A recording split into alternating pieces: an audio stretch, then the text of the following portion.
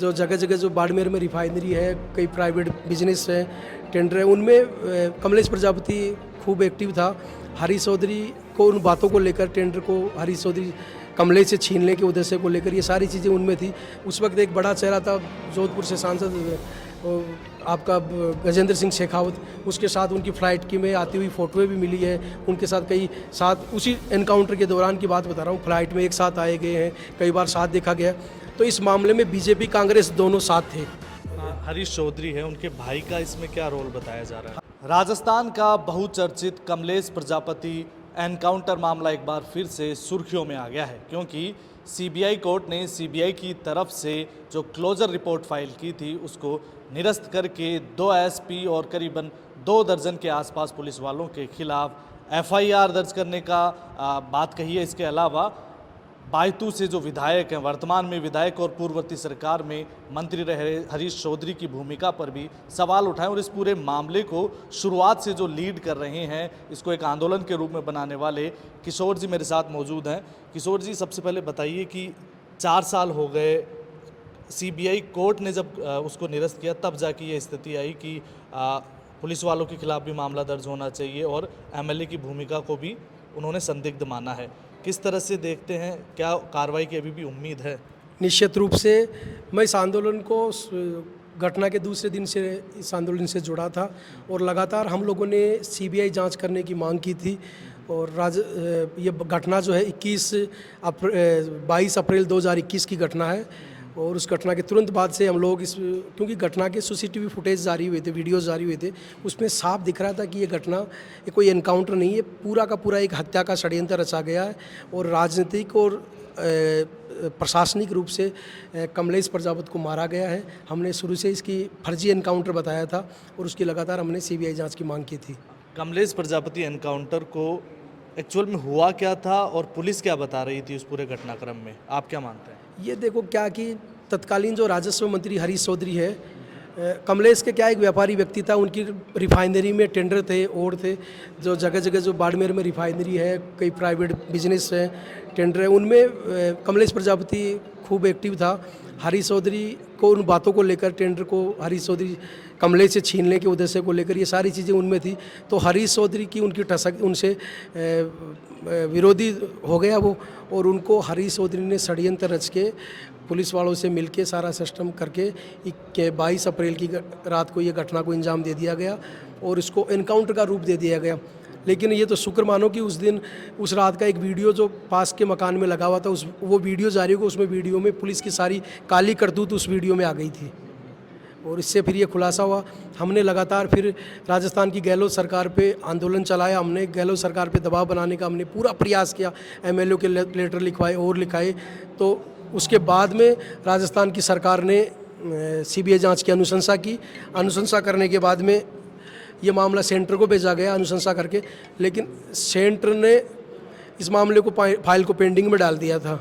वहाँ केंद्र में मोदी की सरकार थी, फाइल को पेंडिंग में डाल दिया था। फिर हमने राजस्थान में सांसद संवाद कार्यक्रम चलाया कि प्रधानमंत्री को सांसदों के माध्यम से पत्र लिखाया जाए। तो हमने राजस्थान के 25 लोकसभा के, 10 राज्यसभा के, उनमें से 22 सांसदों ने प्रधानमंत्री को पत्र लिखा कि इस मामले की सीबीआई जांच होनी चाहिए। राजस्थान के तमाम बड़े बड़े लीडर हैं, उन लोगों ने इस मामले में कमलेश प्रजापति के मामले की सीबीआई जांच करने की मांग की। हमारे समाज ने आंदोलन किया, सर्व समाज के लोगों ने इसमें बढ़ चढ़कर हिस्सा ले कि जांच होनी चाहिए। फिर इसी दौरान मैंने बीजेपी प्रदेश मुख्यालय घेराव का कार्यक्रम किया कि सेंटर में फाइल पड़ी है, राजस्थान की बीजेपी पे प्रेशर पड़ेगा तो ये वहाँ रिकमेंड करेंगे कि मामला बहुत गंभीर है। प्रेशर डालने के लिए हमने वहाँ बीजेपी प्रदेश मुख्यालय का 25 जून 2021 को आंदोलन तय किया। उसकी पहली रात मुझे गिरफ्तार कर लिया गया जयपुर से, ताकि इस आंदोलन को कैसे कुचला जाए। तो इस मामले में बीजेपी कांग्रेस दोनों साथ थे। तभी सीबीआई की भी जो रिपोर्ट आई उसमें कहीं किसी का जिक्र नहीं था। ये तो भला हो कोर्ट का, उन्होंने कहा कि पुलिस वालों के खिलाफ भी एफआईआर दर्ज होनी चाहिए। तो सीबीआई भी इसमें कहीं ना कहीं उन सब तथ्यों पे जांच नहीं कर पाई, ना पुलिस कर पाई।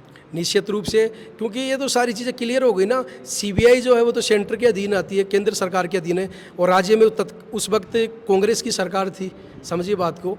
तो और मंत्री कांग्रेस के बड़े, गहलोत के बाद में दूसरे सेकंड पोजीशन का कोई मंत्री है, उस व्यक्ति के खिलाफ जांच एलिगेशन लगे थे और सीबीआई इस मामले में कोई कार्रवाई नहीं कर रही है। और सीबीआई ने जो बार बार हमने परिवार ने, पीड़ित परिवार ने, हम लोगों ने सीबीआई की जो जांच थी उस पर हमने सवाल उठाया कि सीबीआई सही तरीके से जांच नहीं करी है, ट्रैक पे सीबीआई आना ही नहीं चाहती है, पीड़ित परिवार के बयान नहीं ले रहे, हम लोगों के सही तरीके से बयान नहीं ले रही थी और नहीं ले रही थी, और वो केवल लीपापोती करने में लगी हुई थी। हमारा सीबीआई पे कभी विश्वास ही नहीं रहा जांच शुरू होने के बाद, क्योंकि उनकी गतिविधि से पता चल गया था। तो ये साठगांठ हो कैसे गई? मतलब हरीश चौधरी हैं, वो तो कांग्रेस से हैं, सीबीआई चूंकि केंद्र सरकार का एक तरीके से उनके लिए काम करती है, तो साठगांठ हो कैसे गई ये समझ नहीं ये आता। क्या कि बड़े लेवल पे जो बीजेपी के जो मारवाड़ के कई बड़े नेता हैं, उन लोगों ने, हरीश चौधरी और उन लोगों ने सेटिंग कर ली, और उनका भी राजनीतिक हित था, क्योंकि एक दूसरे की जातियां जो है ना, राजनीतिक हित साधने के लिए उन लोगों ने अपने लाभ के लिए इन्होंने सौदेबाजी कर ली। कोई व्यक्ति ये चाह रहा था कि भाई मैं उस वक्त हरीश चौधरी बड़े लेवल पे काम कर रहा था, और उस वक्त एक बड़ा चेहरा था जोधपुर से सांसद आपका गजेंद्र सिंह शेखावत, उसके साथ उनकी फ़्लाइट की में आती हुई फ़ोटोएं भी मिली है, उनके साथ कई साथ उसी एनकाउंटर के दौरान की बात बता रहा हूँ, फ़्लाइट में एक साथ आए गए हैं, कई बार साथ देखा गया। तो उनका इसमें सिस्टम रहा, ये लोग मिलजुल के इस मामले को दबा दिया, और सीबीआई ने क्लोजर रिपोर्ट पेश कर दी थी कोर्ट में, फाइल बंद कर दी गई थी, परिवार को न्याय की उम्मीद खत्म हो गई थी। लेकिन पीड़ित परिवार ने, कमलेश के परिवार ने, हम सब लोगों ने, समाज के लोगों ने मिलकर उसके कोर्ट में उसके खिलाफ हमने। हरीश चौधरी है, उनके भाई का इसमें क्या रोल बताया जा रहा है? हरीश चौधरी और उसका भाई मनीष चौधरी, दोनों का इसमें इन्वॉल्वमेंट है। उन्होंने इस पूरे घटनाक्रम को अंजाम दिलवाया।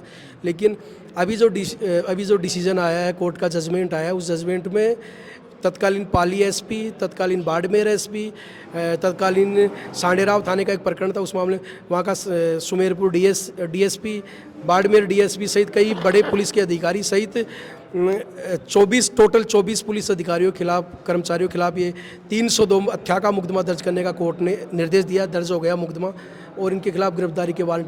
नहीं, लेकिन आप कितने आश्वस्त हैं कार्रवाई हो पाई? क्योंकि पुलिस भी वही है, सीबीआई भी वही है जो ये मानती है कि ये एनकाउंटर फर्जी नहीं था, फिर भी क्या उम्मीद है? निश्चित रूप से देखो, कोर्ट ने 24 लोगों को तो इसमें आरोपी मान लिया, एफआईआर दर्ज हो गई 302 में, 24 लोगों को मान लिया।